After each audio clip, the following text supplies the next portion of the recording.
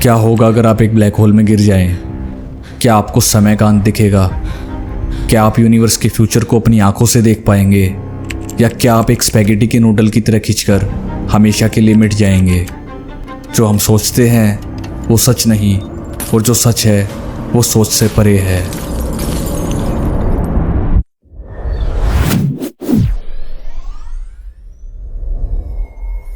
नमस्ते दोस्तों, कैसे हैं आप सब? वेलकम टू माइंड मैट्रिक्स और मैं हूं आपका दोस्त अमित कुमार। आज हम एक ऐसे सफ़र पर निकलने वाले हैं जहां आकर इंसान के बनाए हुए साइंस के सारे रूल्स, सारी फिजिक्स फेल हो जाती है। एक ऐसी जगह जो इस यूनिवर्स की सबसे बड़ी मिस्ट्री है, द ब्लैक होल। हम सब ने इसके बारे में सुना है, फिल्मों में देखा है, इंटरस्टेलर में तो इसके जरिए टाइम ट्रैवल भी कर लिया। लेकिन असलियत क्या है? अगर आपने गलती से इसके अंदर छलांग लगा दी तो आपके साथ एक्चुअली में होगा क्या? क्या ये एक दरवाज़ा है किसी दूसरे यूनिवर्स का? क्या ये एक टाइम मशीन है या ये बस एक वन वे टिकट है मौत का? इन सवालों के जवाब इतने माइंड बेंडिंग है कि आपका दिमाग थोड़ी देर के लिए हैंग हो जाएगा। सो सीट बेल्ट बांध लीजिए, because we are diving straight into the unknown. लेकिन इस मिस्ट्री में डाइव करने से पहले एक छोटा सा काम। अगर आपको भी ऐसी ब्रेन टीजिंग टॉपिक्स पसंद है तो नीचे वो सब्सक्राइब बटन दबा दीजिए और बेल आइकन को प्रेस कर दीजिए। ट्रस्ट मी, आप माइंड मैट्रिक्स की कोई भी जर्नी मिस नहीं करना चाहेंगे। और हाँ, वीडियो को अभी से लाइक कर दो, क्योंकि आगे जो इन्फॉर्मेशन आने वाली है वो आपके होश उड़ा देगी।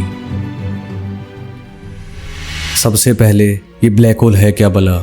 इसे ब्लैक ही क्यों कहते हैं और होल ही क्यों कहते हैं? इमेजिन कीजिए एक बहुत बड़ा सितारा, अ वेरी मैसिव स्टार, हमारे सूरज से भी कई गुना बड़ा। ये स्टार अपनी पूरी लाइफ एनर्जी देता है, रोशनी देता है, लेकिन हर चीज़ की तरह इसकी भी एक लाइफ है। जब इसका फ्यूल यानी इसकी एनर्जी खत्म होने लगती है तो ये अपने ही वजन के नीचे दबने लगता है। It starts collapsing under its own gravity. दबते दबते इतना छोटा और इतना भारी हो जाता है, इतना डेंस कि इसकी ग्रेविटी बेहिसाब बढ़ जाती है। कितनी? इतनी ज़्यादा कि लाइट भी इससे बचकर भाग नहीं सकती। और जैसा कि हम जानते हैं, यूनिवर्स में लाइट से तेज कुछ नहीं है। जब लाइट ही से एस्केप नहीं कर सकती तो हमें वहाँ से कोई इन्फॉर्मेशन नहीं मिलती, इसलिए वो जगह हमें काली यानी ब्लैक दिखती है। और होल ये कोई सचमुच का गड्ढा नहीं है। एल्बर्ट आइंस्टाइन ने हमें बताया है कि स्पेस और टाइम एक चादर की तरह जुड़े हुए हैं, जिसे हम स्पेस टाइम कहते हैं। अब इस स्पेस टाइम की चादर पर जब कोई भारी चीज़ रखते हैं, जैसे हमारा सूरज, तो उसमें एक कर्व आ जाता है। ब्लैक होल तो इतना ज़्यादा भारी और इतना छोटा है कि वो इस चादर में एक बॉटमलेस गड्ढा बना देता है, एक होल बना देता है, एक ऐसा गड्ढा जिसका कोई एंड नहीं है। Now let's move to the part 2 of the video, the event origin. Okay, तो आइए अब इमेजिन करते हैं कि आप एक एस्ट्रोनॉट है और आपका स्पेसशिप एक ब्लैक होल के पास पहुंच गया है। दूर से आपको कुछ अजीब नहीं दिखेगा, बस एक काला गोला जिसके आसपास लाइट उड़ रही है। लेकिन जैसे ही आप थोड़ा और पास जाते हैं, आप एक बाउंड्री पर पहुंचेंगे, एक ऐसी इनविजिबल लाइन जिसे कहते हैं इवेंट ओरिजिन। ये वो पॉइंट है जिसे साइंस कहती है the point of no return. इसके पार वापसी का कोई रास्ता नहीं है। यहाँ से ब्लैक होल की ग्रेविटी इतनी पावरफुल हो जाती है कि बचने के लिए आपको लाइट की स्पीड से भी तेज जाना पड़ेगा, जो कि इम्पॉसिबल है। अब यहाँ से शुरू होता है असली माइंड गेम। यहाँ दो चीज़ें होंगी, एक जो आपके दोस्त को दिखेगा जो आपको सेफ डिस्टेंस से देख रहा है, और दूसरा जो आप एक्चुअली एक्सपीरियंस करेंगे। आपके दोस्त के लिए जैसे ही आप इवेंट ओरिजिन के पास पहुंचेंगे, आप धीरे और धीरे और धीरे होते जाएंगे। आपकी हर मूवमेंट स्लो मोशन में चली जाएगी। ऐसा लगेगा जैसे आप उस बाउंड्री पर फ्रीज हो गए हैं, एक जगह जम गए हैं, और धीरे धीरे आपकी इमेज रेड शिफ्ट होकर गायब हो जाएगी। आपके दोस्त के लिए आप उस काले गड्ढे में कभी गिरे ही नहीं, आप बस उसके आंगन में हमेशा के लिए आकर अटक गए। लेकिन आपके लिए, आपके पर्सपेक्टिव से आपको कुछ भी अजीब नहीं लगेगा। आप इवेंट ओरिजिन को बिना किसी ड्रामा के क्रॉस कर लेंगे। आपको पता भी नहीं चलेगा कि आपने point of no return cross कर लिया है। For you it's just another moment in space. लेकिन जैसे ही आप अंदर जाएंगे, एक अजीब और दर्दनाक चीज़ शुरू होगी। ब्लैक होल की ग्रेविटी इतनी एक्सट्रीम है कि वो आपके शरीर के हर हिस्से पर अलग अलग फोर्स लगाएगी। मान लीजिए आप पैरों के बल गिर रहे हैं, आपके पैरों पर जो ग्रेविटेशनल पुल होगा वो आपके सर से लाख गुना ज़्यादा होगा। इसका नतीजा आपका शरीर एक धागे या स्पैगेटी की तरह खिंचता चला जाएगा। साइंटिस्ट इस प्रोसेस को एक बड़ा मज़ेदार नाम देते हैं, स्पैगेटिफिकेशन। आपका शरीर पहले लंबा होगा, फिर पतला, और आखिर में एटम्स के एक्सट्रीम में टूटकर उस अंधेरे में समा जाएगा। ये है पहला scenario, the most likely one, एक भयानक लेकिन साइंटिफिक तरीके से होने वाली मौत। यहाँ ना कोई टाइम ट्रैवल है, ना कोई दूसरा यूनिवर्स, बस दी एंड। तो क्या यही है ब्लैक होल का अंत? क्या सारी कहानी यही ख़त्म हो जाती है? आपको क्या लगता है? नीचे कमेंट्स में मुझे अभी बताइए, डेथ या टाइम ट्रैवल, क्योंकि पिक्चर अभी बाकी है मेरे दोस्त। चलिए मौत वाले सिनेरियो को थोड़ा साइड में रखते हैं और बात करते हैं टाइम ट्रैवल की। ये कॉन्सेप्ट कहाँ से आया? ये कॉन्सेप्ट भी आइंस्टाइन की थ्योरी ऑफ रिलेटिविटी से ही आता है। इस थ्योरी का एक अजीब नियम है, gravity slows down time. Yes, आपने सही सुना, जहाँ ग्रेविटी ज़्यादा होती है वहाँ समय धीरे चलता है। ये कोई साइंस फिक्शन नहीं है, this is a proven fact. हमारे जीपीएस सैटेलाइट जो अर्थ के चक्कर काट रहे हैं, उन पर अर्थ की ग्रेविटी थोड़ी कम है, इसलिए उनकी घड़ियाँ ज़मीन पर मौजूद घड़ियों से तेज़ चलती है। इस टाइम डिफरेंस को अगर रोज़ करेक्ट ना किया जाए तो हमारे गूगल मैप्स हमें कहीं का कहीं पहुँचा देंगे। आप सोचिए, एक ब्लैक होल के इवेंट ओरिजिन पर ग्रेविटी कितनी एक्सट्रीम होगी। वहाँ पर टाइम ज़मीन के मुकाबले इतना ज़्यादा स्लो हो जाता है कि वो लगभग रुक जाता है। तो याद है आपका दोस्त जो आपको दूर से देख रहा था, उसको आप इवेंट ओरिजिन पर फ्रीज हुए क्यों दिख रहे थे? क्योंकि आपके पर्सपेक्टिव से वक्त नॉर्मल चल रहा था, लेकिन उसके लिए आपका समय आगे बढ़ना बंद हो गया था। अगर वो आपको 10,000 साल तक भी देखता रहे तो उसे शायद आप एक ही जगह पर अटके हुए दिखेंगे।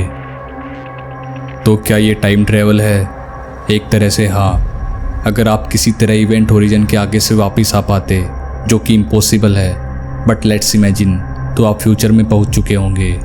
आपके लिए शायद कुछ ही घंटे बीते होंगे, लेकिन अर्थ पर हज़ारों लाखों साल बीत चुके होंगे।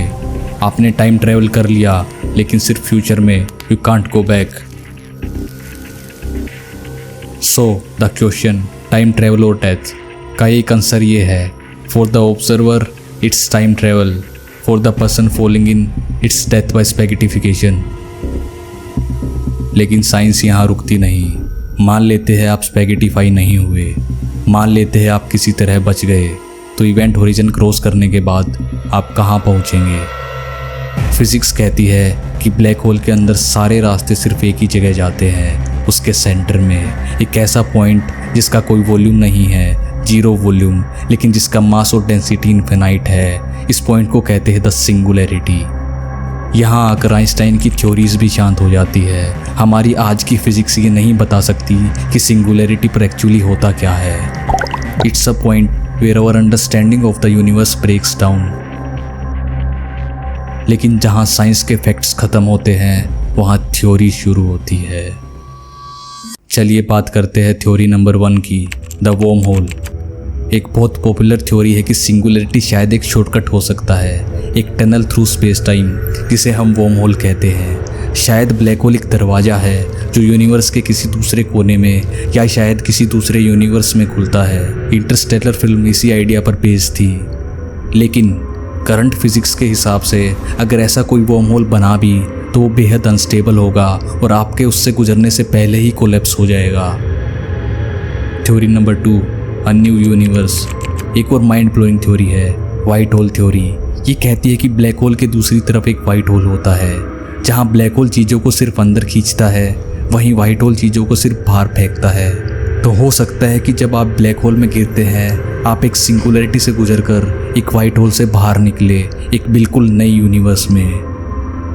हो सकता है कि हमारा बिग बैंग, जिसे हमारा यूनिवर्स बना, वो भी किसी और यूनिवर्स के ब्लैक होल का नतीजा हो। सोचो इसके बारे में। तो आखिर में हम कहाँ पहुँचे? What's inside a black hole, time travel और डेथ। सच ये है दोस्तों कि हमारे पास अभी तक कोई डेफिनाइट आंसर नहीं है। The most accepted scientific theory suggest a violent end through spaghettification and being crushed into a singularity. It's a one way trip to oblivion. लेकिन टाइम का स्लो होना, जिससे आप बाहरी दुनिया के लिए फ्यूचर में ट्रैवल कर जाते हैं, वो भी एक साइंटिफिक रियलिटी है। और worm holes, white holes, new universe, ये अभी तक के लिए एक्साइटिंग पॉसिबिलिटीज़ है। ख्वाब है जो शायद कल का सच बन जाए। यही तो साइंस की खूबसूरती है। ये हमें सवाल पूछने पर मजबूर करती है। ये हमें याद दिलाती है कि हम इस अनंत ब्रह्मांड में कितने छोटे हैं और अभी कितना कुछ जानना बाकी है। इंडिया के ग्रेट साइंटिस्ट जैसे सत्येंद्र नाथ बोस, जिनके नाम पर बोसोन पार्टिकल का नाम है, या एस चंद्रशेखर, जिन्होंने चंद्रशेखर लिमिट दी, जिससे पता चलता है कि कौन सा स्टार ब्लैक होल बनेगा, इन सब ने इसी क्यूरियोसिटी की आग को जिंदा रखा। तो आपकी पर्सनल थ्योरी क्या है? ब्लैक होल के अंदर मौत है, एक नया यूनिवर्स, या कुछ हो रही है जिसके बारे में हमने सोचा नहीं? मुझे नीचे कमेंट्स में ज़रूर बताइए। I would like to read your theories.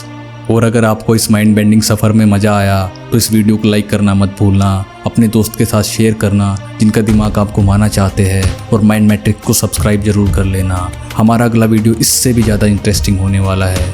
तब तक के लिए सोचते रहिए, सीखते रहिए। मैं हूं अमित कुमार और आप देख रहे थे माइंड मैट्रिक्स। जय हिंद।